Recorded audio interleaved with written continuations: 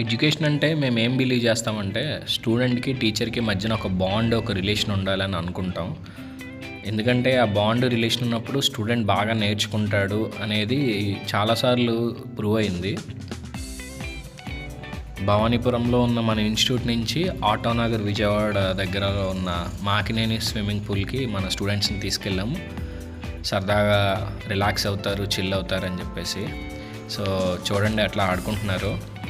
Balls తెచ్చుకున్నారు, dive చేశారు, swim చేశారు. స్విమ్మింగ్ వచ్చిన పిల్లలు స్విమ్మింగ్ రాని పిల్లలకి కొంచెం సేపు స్విమ్మింగ్ నేర్పించారు. చాలా ఫన్నీగా ఆడుకున్నారు. జంప్స్ చేశారు వాటర్లోకి, చిల్ అయ్యారు, వాలీబాల్ ఆడారు. 2 టీమ్స్ కింద సెపరేట్ అయ్యి బాల్తో వాలీబాల్ ఆడుకున్నారు.